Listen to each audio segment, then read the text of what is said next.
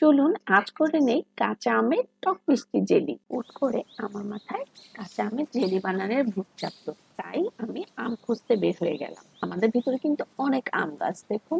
এখন খুঁজে বের করতে হবে কোন গাছের আম নিচে আছে এবং পাড়া যাবে। এই তো মনে হয় একটা পেয়ে গেছি। এই তো আমরা আম পেয়ে গেলাম। এই গাছে আরো কিছু আম রয়েছে, টুকটাক আমরা পেরে নেব। মোটামুটি 4টা আম পেয়ে গেছি আমরা। ব্যাস, আর দরকার নেই। আমি 3টা আম দিয়ে জেলি তৈরি করব। আমগুলো খুব ভালো করে ধুয়ে নিয়েছি। দেখেন, আমের পাতাও নিয়ে এসেছি সাজানোর জন্য।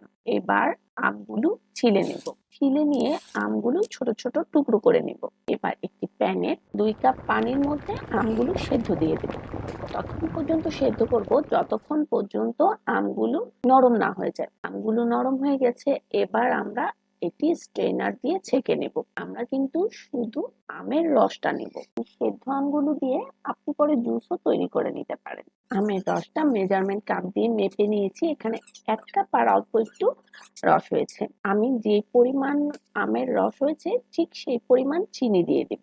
এরপরে এর মধ্যে দিয়ে দিব 1 টুকরো লেবুর রস। ও হ্যাঁ, আমি কিন্তু 1 ফোঁটা ফুড গ্রিন কালারও দিয়ে দেব। চাইলে আপনি কালারটি স্কিপ করতে পারেন। এবার অনবরত নাড়তে থাকবো যতক্ষণ না পর্যন্ত এটি জমে একটারে সৃষ্টি হয়। বেশি কিন্তু ঘন করা যাবে না, তাহলে পরে আরো হার্ড হয়ে যাবে। এবার একটি পরিষ্কার শুকনো কাচের পাত্রে আমি এটি নিয়ে নিচ্ছি এবং 24 ঘন্টা পর্যন্ত ওয়েট করব এটি জমাট বাঁধতে।